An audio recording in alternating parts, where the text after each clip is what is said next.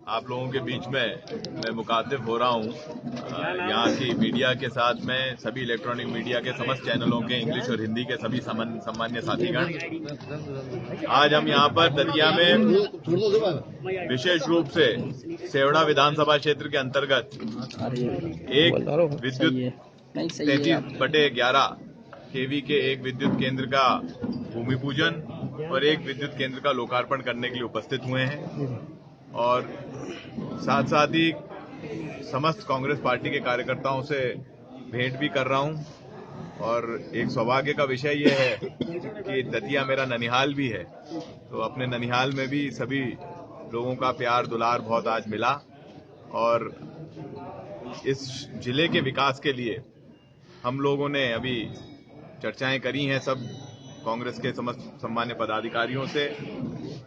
आदरणीय मामा साहब हमारे विधायक महोदय सेवड़ा आदरणीय घनश्याम सिंह जी, जिला कांग्रेस के अध्यक्ष महोदय भी यहाँ पर उपस्थित हैं, आदरणीय नाहर सिंह जी, पूर्व विधायक राजेंद्र भारती जी से भी चर्चा हुई है और सभी मिलकर इस जिले के विकास की योजना तय करेंगे और खासकर ऊर्जा के क्षेत्र में हम प्रयास करेंगे कि जो भी ऐसी जगह है जहां पर लोड ज्यादा है या अच्छी तरह से विद्युत वितरण नहीं हो पा रहा है, वो उन सारी जगहों को हमने आइडेंटिफाई किया है और यहां पर 132 केवी के 2 नए केंद्र भी हम प्रस्तावित करवाएंगे। आज कलेक्टर साहब से चर्चा हुई है, उसमें हम ये देख रहे हैं कि लोड असेसमेंट करने के बाद में जमीन की उपलब्धता के आधार पर ये केंद्र खोले जाएंगे। जी, और कोई ऐसी योजना लेके आ रहा है जो पिछली सरकार से बेहतर हो? देखिए, हमने तो योजनाएं इतनी सारी आपके बीच में ला दी।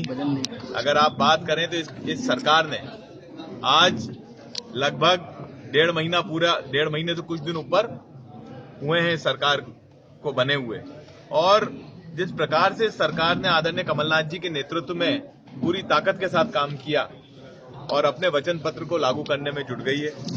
आपने देखा कि घंटों के अंदर माननीय मुख्यमंत्री जी ने शपथ लेने के बाद जय किसान फसल ऋण माफी योजना को लागू करवाया, विधानसभा में पारित करवाया और अब लगभग सब दूर उसकी फॉर्मेलिटी जो फॉर्म भरने की है वो पूरी हो गई है और मेरा मानना है कि जल्दी इसमें कृषकों के खाते में पैसा डालना और प्रमाण पत्र वितरण का कार्य भी शुरू हो रहा है। बड़े पैमाने पे गड़बड़ियां आ रही हैं सामने, जो गड़बड़ियां आई हैं सामने उनकी जांच की जाएगी।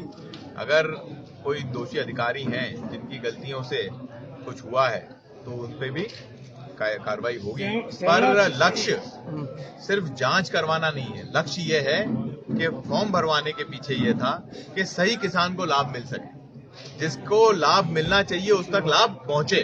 जैसे पिछली सरकार में आपने देखा भावांतर योजना चालू हुई, प्याज बोया कि रामलाल ने, खरीद लिया श्यामलाल ने और बेच दिया कन्हैयालाल के नाम पर, और कन्हैयालाल और श्यामलाल ने पैसा बांट लिया, रामलाल के पास कोई पैसा नहीं पहुंचा। तो हम नहीं चाहते कि हमारी योजनाओं का लाभ सही व्यक्ति को न मिले।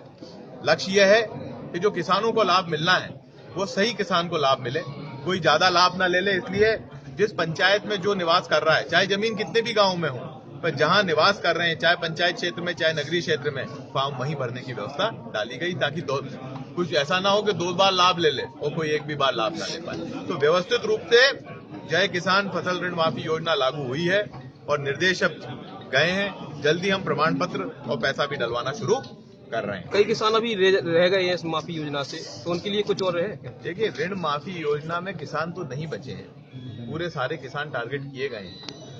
31 मार्च 2018 तक के सब को टारगेट किया गया है और आगे भी किसानों के हित में हम योजना लेके आएंगे। पर हमारा लक्ष्य यह था कि जो बात हमने कही वो हमने पहले वर्ष में लागू करना शुरू कर दी। फसल ऋण माफी भाजपा के कई प्रदेशों में भी हुई है। आपके हरियाणा में ये 4था साल चल रहा है सरकार का, अक्टूबर में चुनाव ड्यू है। महाराष्ट्र में 4था साल चल रहा है और अक्टूबर में चुनाव ड्यू है, पर अभी तक वहां पे पूर्ण रूप से किसानों का कर्जा माफ नहीं हो पाया। तो हम 5 साल नहीं लगा रहे हैं काम करने में, हमने चंद महीनों में ये काम करके दिखाया है और जो भी और भी आगे इसमें कार्य होगा। दूसरी बात, जो बिजली का बिल हाफ करने की बात की गई थी, 19 लाख किसानों को पूरे मध्य प्रदेश में जो स्थायी विद्युत उपभोक्ता हैं जिनके पास स्थायी कनेक्शन है उनको इस योजना से लाभ मिलेगा और साथ साथ ही 2 लाख उनको भी मिलेगा जो अस्थायी कनेक्शन लेते हैं।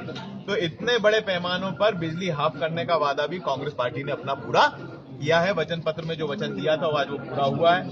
100 रुपए में 100 यूनिट बिजली देने की बात की भी हमने घोषणा कर दी है, उस पर भी क्रियान्वयन चल रहा है। अगले मासिक चक्र से जो हमारा विद्युत बिलिंग सर्कल जो हम कहते हैं, जो हम अगले बिलिंग सर्कल से ये कार्य शुरू हो जाएगा और इसमें भी हम करीबन 59 लाख उपभोक्ताओं को लाभान्वित करने जा रहे हैं। साथ साथ 3 लाख उन लोग उपभोक्ताओं को भी लाभान्वित करेंगे जिन्हें सरल योजना का बेनिफिट पिछले चुनाव के आचार संहिता लगने के कारण नहीं मिल पाया था, जिनके बिजली बिल अभी भी आ रहे थे और उनकी शिकायतें लगातार आ रही थी कि हमारे बिजली बिल 200 रुपए का होना चाहिए था, नहीं आ रहा है, उनको भी हम 100 रुपए करके दे रहे हैं। सेवड़ा क्षेत्र में काफी कटौती की और लो वोल्टेज की समस्या है, किसान काफी वहाँ पे आंदोलन भी करते हैं, तो वहाँ के लिए कोई नई बड़ी परियोजना विद्युत के क्षेत्र में 132 केवी का एक केंद्र हम सेवड़ा विधानसभा में स्थापित करने जा रहे हैं। जगह का चयन करके देखिए, ये पहला कदम है। एक बात समझें आप, ये पहला कदम है। शहरी बेरोजगारों के लिए योजना लेके आए हैं और 10 तारीख से पंजीयन शुरू हो रहा है और समस्त शहरी क्षेत्र में होगा, उसके बाद ग्रामीण क्षेत्र में भी लेके आएंगे। अपने वचन पत्र में कांग्रेस पार्टी पीछे नहीं हटेगी, पर पहली जो प्राथमिकताएं हैं जो पार्टी की है कि किसान और नौजवान, ये पार्टी ने स्पष्ट कर दिया है कि मध्य प्रदेश की जो सरकार है, कल राहुल गांधी जी का भी भाषण आपने सुना, माननीय कमलनाथ जी का भी भाषण आपने सुना और स्पष्ट रूप से सरकार की प्राथमिकता, माननीय कमलनाथ जी की, माननीय राहुल जी की प्राथमिकता किसान और नौजवान है। तो किसान वर्ग और नौजवान वर्ग के लिए हमने काम करना शुरू कर दिया है और साथ साथ ही अन्य जो हमारे वचन पत्र के बिंदु हैं उन पर भी हम काम करेंगे। एक बात है कि माननीय पूर्व मुख्यमंत्री जी हम सबके अग्रज हैं, बड़े भाई हैं। मध्य प्रदेश की जनता ने उनके ऊपर 15 साल तक लगातार विश्वास किया है। उन्हें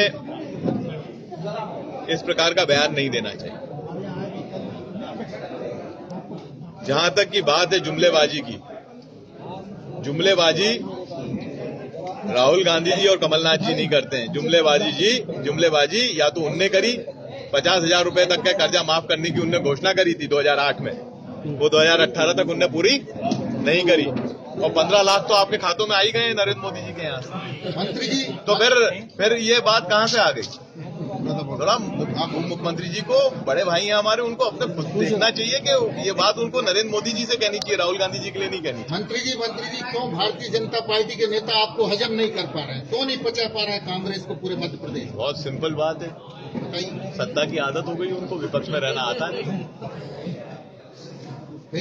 इसलिए वो पचा नहीं पा रहे हैं। उनकी सत्ता चली गई, उनको सत्ता की आदत हो गई। ये भूल गए थे कि सत्ता किसी की नहीं होती, सत्ता जनता जनार्दन की होती है और जो जनता जनार्दन जनादेश देती है उसका सम्मान किया जाना चाहिए। किसान और नौजवान की जो योजना है उनको लेकर कहीं हड़बड़ाहट तो नहीं? कोई हड़बड़ाहट नहीं है। बात सारी ये है कि हम काम करना चाहते हैं। 15 साल मध्य प्रदेश में कांग्रेस पार्टी ने संघर्ष किया आम जनता के लिए और उसी संघर्ष के बिना पर मध्य प्रदेश की जनता जनार्दन ने कांग्रेस पार्टी को आशीर्वाद दिया है।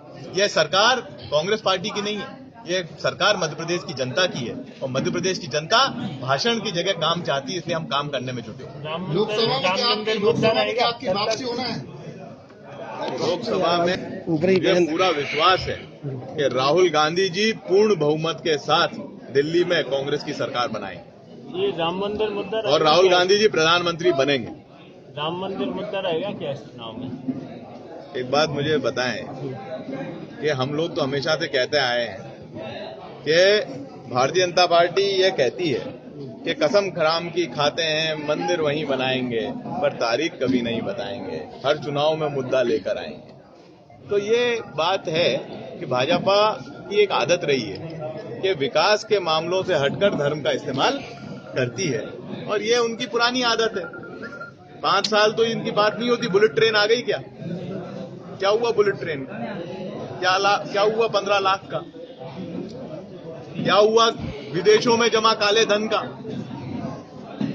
देश का जमा काला धन तो नहीं इकट्ठा ले पाए, विदेशों से काले धन की बात तो करना बंद ही कर दी उन्होंने। नहीं तो मोदी जी चुनाव से पहले 2014 के लोकसभा के चुनाव के पहले पूरी भारतीय जनता पार्टी विदेशों में जमा काले धन की बात करती थी। क्या कदम उठाए भाजपा ने? राफेल डील में क्यों मुंह छुपा रही है भाजपा? स्पष्ट राफेल डील में स्पष्ट हो गया कि प्रधानमंत्री ने रक्षा मंत्री को बताए बिना, रक्षा सचिव को बताए बिना डायरेक्ट नेगोशिएशन किया। और आप भारत की डिफेंस एक उद्योगपति के हाथ में देना चाहते हैं जो हजारों करोड़ रुपए का कर्जदार है बैंकों का। आज मुझे ये समझ में नहीं आता है कि भारतीय जनता पार्टी इस देश को गुमराह कितना करेगी धर्म के नाम पर। धर्म के नाम पर गुमराह करने के अलावा और अपनी जेबें भरने के अलावा भाजपा ने इस प्रदेश में और इस देश में कुछ नहीं किया है, और इसका नतीजा 2014 के लोकसभा चुनाव में आएगा। पीसी शर्मा जी का बयान, हाँ, 2019 के सॉरी क्षमा चाहता हूँ 2019 के लोकसभा चुनाव में पीसी शर्मा जी का बयान आया था कि मंदिर तो कांग्रेस ही बनाएगी, राहुल जी ही बनाएंगे। होती है, और राहुल जी अवश्य जो बात कहेंगे वो पूरी करेंगे। मंदिर बनाने की भूमिका रहेगी कांग्रेस की। हर विवाद सुलझाने में कांग्रेस की भूमिका रहेगी। देश में अमन शांति बनी रहे और सारे धर्मों का सम्मान हो, इसमें कांग्रेस की भूमिका रहेगी। पिछली सरकार के जो घोटाले उनकी जांच शुरू हुई है, क्या करवाएंगे? देखिए, प्राथमिकता हमारी काम करने की है, जो हमारा वचन पत्र है उसको लागू करने की है। साथ साथ जो बातें आ रही हैं आपके इसमें कुछ इरेगुलरिटीज की, कुछ गड़बड़ियों की, उनकी जांचें भी हो रही हैं। देखिए, संबल योजना में हमारे विभाग से जुड़ा हुआ एक ही बिंदु था। उसका हमने निराकरण ये किया है कि हमने 100 रुपए यूनिट, हमारे 100 रुपए 100 यूनिट जो हमारे वचन पत्र का हिस्सा था वो हमने लागू कर दिया। अब जो संबल के अन्य बिंदु हैं वो अन्य विभागों से जुड़े। विद्युत के अंतर्गत जिनको लाभ हुआ है, जो उसके लाभार्थी नहीं थे, मतलब वो उसके पात्र नहीं थे, उनको लाभ हुआ, तो उसकी जांच हुई है। हमने अभी किसी को पात्रता श्रेणी से बाहर नहीं किया। हमने 6 लाख ऐसे उपभोक्ता जो 100 यूनिट से ज्यादा विद्युत इस्तेमाल करते हैं परंतु संबल योजना का लाभ ले रहे हैं, ऐसे करीबन 6 लाख उपभोक्ता हैं। उन 6 लाख उपभोक्ताओं को पहले 100 यूनिट के लिए हम अभी भी लाभ देंगे।